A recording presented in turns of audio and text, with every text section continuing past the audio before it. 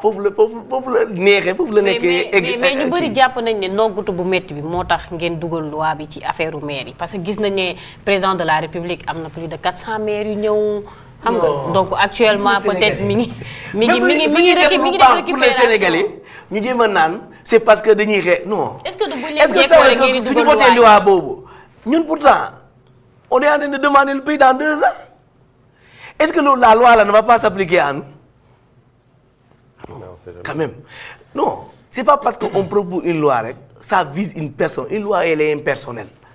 ok kon Yankhoba Diémé bu ne Pastef dara desatu fa dafa juum quoi pour yow.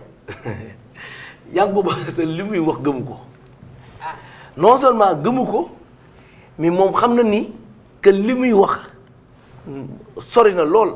il a donné les chiffres hein. Non, attendez. JPS sur 46 coordination, il y a eu 35 qui se sont retrouvés au palais. Xam nga heureusement que avec lii dafa tombé ak vente des cartes de membres. Et vous avez vu engouement yi am man par exemple à Goudomp chez moi dañoo bi ñuy démarrer premier jour bi def lancement le superviseur dafa indi 500 cartes dañ ko def en 2 heures de temps cartes yi dafa jeex. Mais fekk les femmes qui étaient au marché et autres ñu soog a ñëw mais rush bi ñu amee mais mënoo ko imaginer ne carte yi jeex na ñu ne mais comment ñu ne non 500 cartes laa indi woon. ah ñooñu c'était militants de Pastef qui achètent. non mais moo tax ma ne la nit yi naan diw dem na. def yóbbuwuñu dara mais moom ci boppam. na delluwaat bi ñëw na xool s'il y aura des gens qui vont l'accueillir. kon bu demoon xam nga démb dañ ko daan accueillir di ko teeru di ko kii na delluwaat fa ne xool. daa mel ni fii plateau Dakar yi lay toog de na wàcc sur le terrain moom dégg naa dem ba muy tudd ay terrain xaw ma lan renseignement je ne sais pas dinañu wax na wàcc sur le terrain et il verra. kenn si ñoom yóbbaalewul un seul militant de Pastef da ngay demal sa bopp les militants restent intacts fi ñu toog et au contraire ñu ngi am toujours li ñu bëgg. Yankhoba Diémé quand il dit aussi que votre leader fait trop dans la victimisation il est Calimero Ousmane Sonko. loolu yëpp xamu ko woon yëgu ko woon. c'est dans les 2 mois là la yëg ni il fait trop pourquoi moom mosu ko kii. bon yëgul woon par exemple 1,770 milliards yi nga xamante ni yëgu ko moom lañ jox parce que nee na loolu mënoon na indemniser wala boog mu dimbali. les victimes bu loolu mën a indemniser les trucs pourquoi bu président mënu ko 8 milliards président mënu ko indemniser il faut qu'on arrête c'est-à-dire c'est trop facile et puis xam nga sénégalais. mais finalement c'est une grosse perte pour yéen à Yankhoba Diémé. perte non mu ñu perte ñu dara. je te jure moi je suis la Casamance perte ñu ci dërëm. au contraire sax man damay ne parce que yàlla moo xam li muy def man dama jàpp ni peut-être que Dieu sait toujours ce qu'il fait. quand même Yankhoba Diémé Balla Moussa Fofana. on n'a rien perdu mon ami. ñooñu duñu n'importe qui. j'ai dit allons aux élections et tu verras. Clotilde Coly qui est aussi de la Casamance. quelle Clotilde doon kenn du ko mës a dégg Casamance. ah bon Clotilde. avant ñu koy nommer ministre. boo laajoon le plus averti en cas ma xamu ko woon. Balla Moussa. yow j'ai dit sëñ bi nañ dem élection xam nga ñun Pastef on a toujours dit aux gens nous on est toujours prêts à aller aux élections. Ouais. même li ñuy wax ay tas assemblée nous on est même xoolal loolu la ñu bëgg sax. ñu tas ko tas. et on verra ces gens-là ils ne détiennent rien du tout. fii li ñuy def nii président nee na juddu tey. waaw moo ëpp doole tey moo ëpp doole tey. waaw mais bon. te gaa yaa ngi ñëw ñu ngi teg seen GPS bu on bees est libre. ñun nga wax li nga war a wax am na ki juddu ne man maay président y a pas de problème. mun na wax loolu yëpp. mais moom xam na ni. loolu amut. mais maintenant en dehors de ça yow munoo woon feesal stade bi nga ne yow am nga doole stade Caroline bi. non feesoon na. fees na. fees na yow ci usine bu ko demul moom.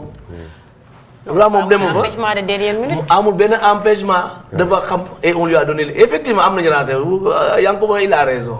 am nañu renseignement ñu wax leen nee nañ non yi boo fi demee gàcce la de finalement ñoom bi ñuy jël ay parole sax fekk booy yi ñu feeyoon xaalis ñu yow yëpp dem nañu.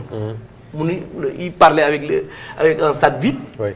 Pour vous dire que ces gens-là, ils n'arrivent même pas à la cheville de Pastef.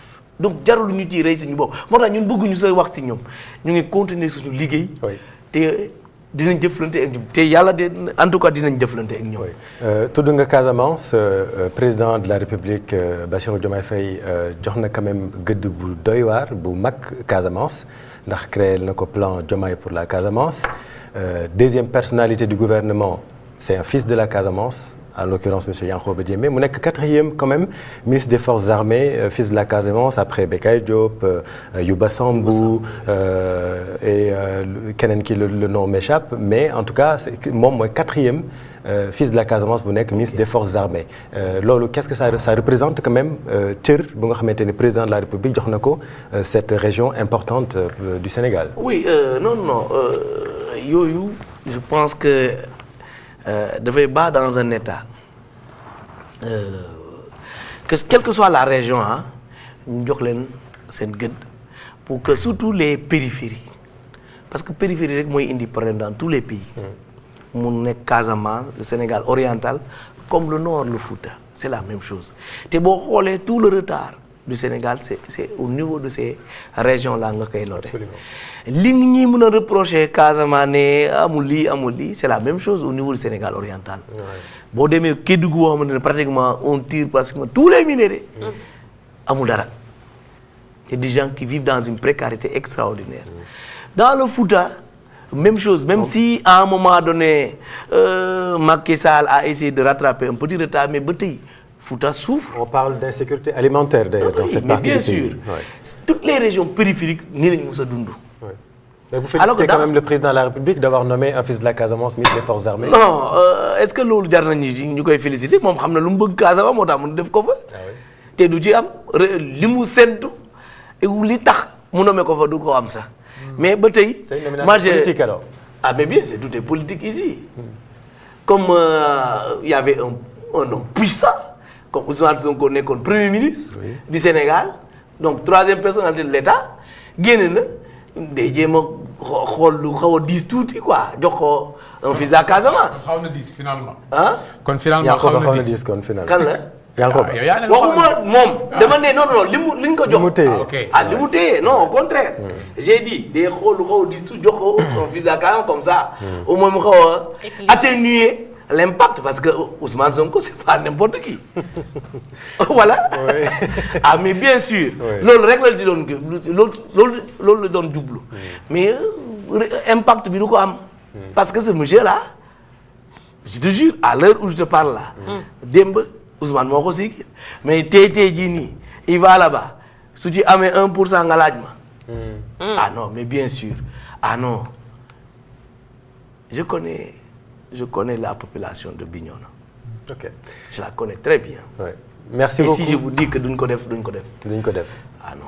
On verra bien en tout cas dinañ ko déglu moom Yankhoba Diémé ak yeneen membres du gouvernement bu ñu bëggee ñoom itam ñëw fii wax ak Sénégalais yi ñu ngi leen di ubbil sunu antenne. Merci beaucoup monsieur le ministre. Merci maa ngi leen di gërëm. Je ne savais pas que vous étiez aussi politique. Ok. Merci beaucoup d'avoir répondu à notre invitation. Merci beaucoup Lala. Merci beaucoup Pape Cheikh.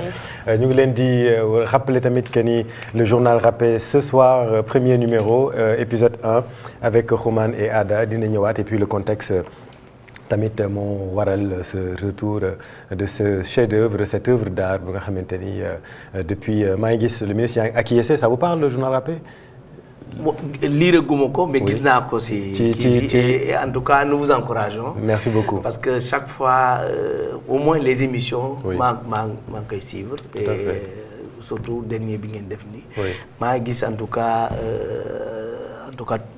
tout l'argne avec laquelle vous faites vos émissions ça promet et ñu ngi leen di ñaanal également. yàlla vraiment. Merci beaucoup. Rendez-vous mardi, lundi. En tout cas, seen matinale c'est du lundi au vendredi fii ci Evenprod Média jërë ngeen jëf léegi ngeen ànd ak Oustaz Ibrahima Gueye.